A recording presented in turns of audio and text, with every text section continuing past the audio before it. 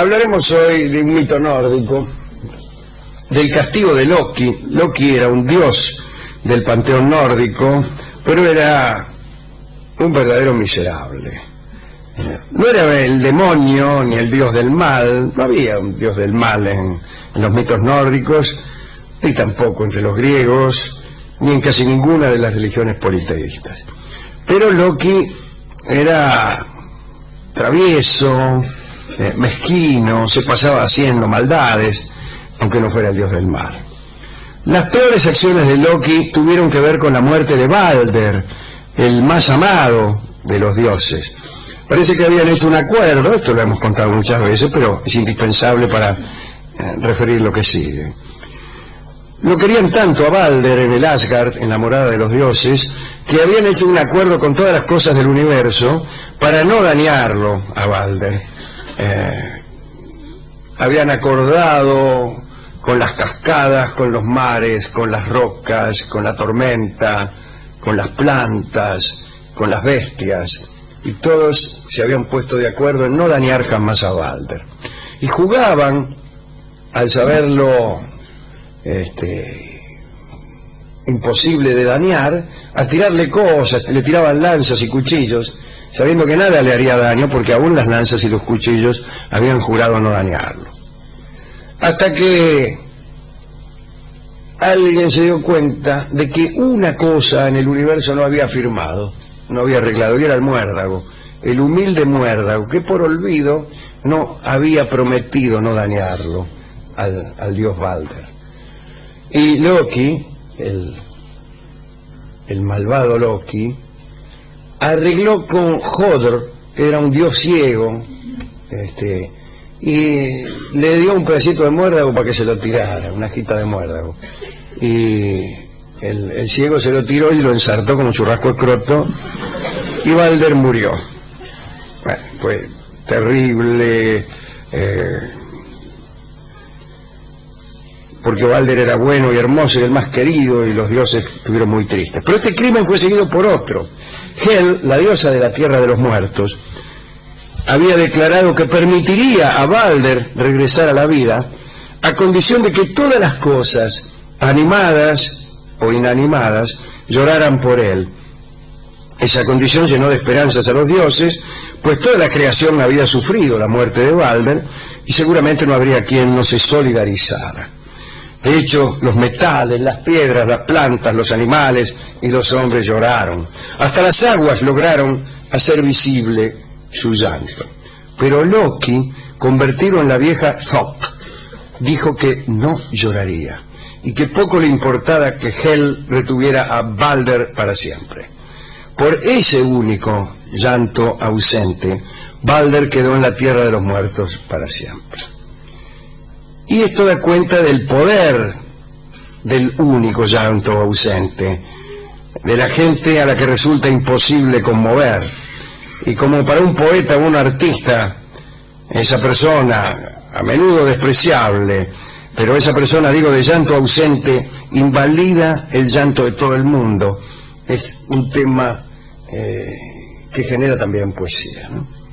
Vino a suceder que aquel no llanto de Loki convenció a los dioses de que Loki solo abrigaba maldad en su interior. Se enojaron muchísimo.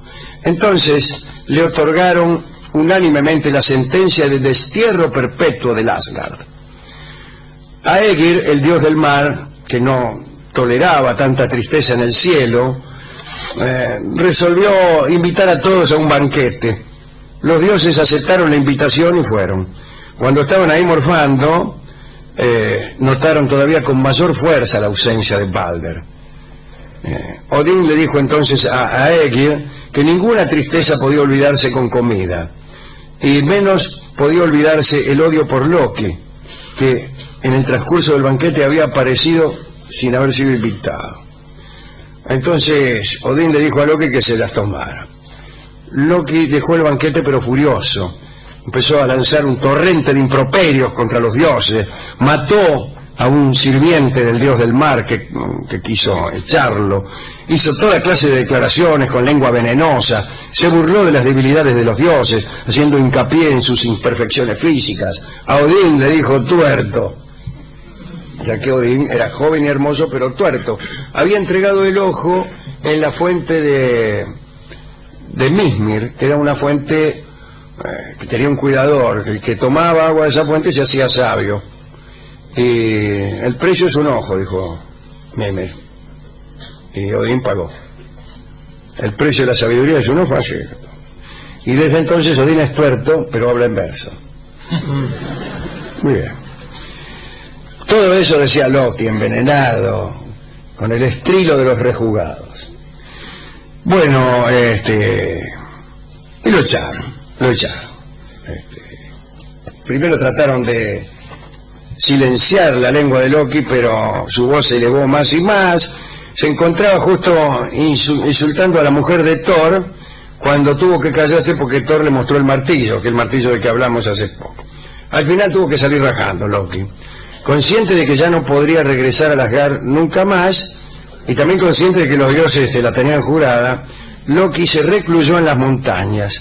Se construyó una cabaña con 4 puertas que siempre dejaba abiertas para asegurarse la huida en caso de que lo necesitara. Allí se recluyó con su esposa, que se llamaba Sigyn. Bueno, Loki decidió que si los dioses iban a buscarlo, él correría hasta unas cataratas cercanas y se transformaría en pez para evadir a los perseguidores. Loki tenía, del mismo modo que Proteo, el poder de convertirse en cualquier cosa. Pero aquel plan no funcionó. Odín y Thor se presentaron en la cabaña. Loki huyó, se transformó en salmón y se arrojó al agua, pero Thor lo atrapó en el aire y lo sujetó con tanta fuerza que no pudo escapar. El salmón tiene cola muy delgada y los nórdicos atribuyen esa característica al apretón de Thor.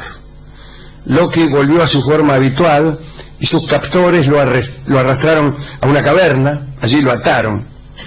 No satisfecho con las cuerdas con que lo habían atado, convirtieron a estas cuerdas en hierro. Skadi, una giganta, personificación de los ríos fríos de montaña, había observado con alegría el encadenamiento de Loki y participó de aquel castigo eterno. Ató una serpiente sobre la cabeza de Loki, serpiente que dejaba caer su veneno gota a gota sobre el encadenado. Pero para disolver tal castigo se produjo una demostración de amor notable.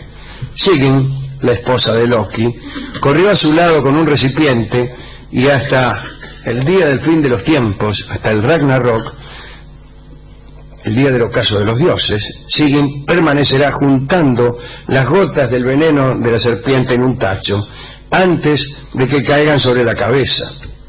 Sigyn nunca deja su puesto, excepto cuando se llena el tacho, entonces lo tiene que ir a vaciar afuera. En esas ocasiones no hace tiempo a regresar antes de que caiga la siguiente gota, y entonces 1 o 2 gotas de veneno caen sobre Loki, y como el veneno es muy abrasivo y fuerte, Loki grita y se retuerce. Esos esfuerzos provocan los terremotos que tanto asustan a los mortales, y no, como se dice por ahí, las placas, las fallas, el acomodamiento del magma y todo eso, porque no, señor, eso no. Es Loki que sufre porque 1 o 2 gotas de veneno le caen a causa del cambio de tacho que está realizando su mujer Sigyn. También llora, y esas gotas de llanto, mejor dicho, la que llora es Sigyn, y esas gotas de llanto acompañan a las sacudidas de la tierra. Así está Loki, y así estará hasta la última batalla del Ragnarok, hasta el ocaso de los dioses.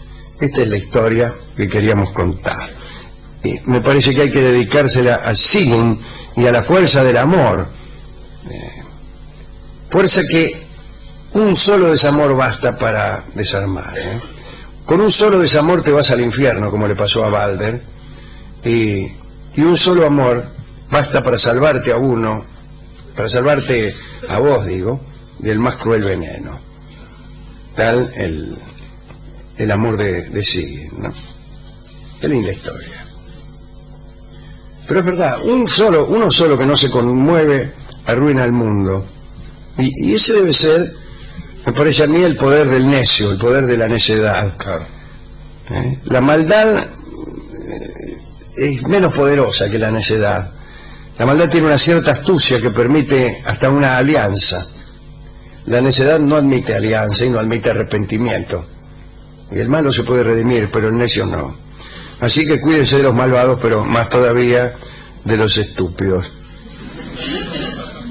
Hemos corrido a la discoteca, donde nos entregaron rápidamente el tango Una lágrima, dedicado a Sigyn, la que lloraba por Loki, y en la interpretación estupenda de Ruth Ataguile.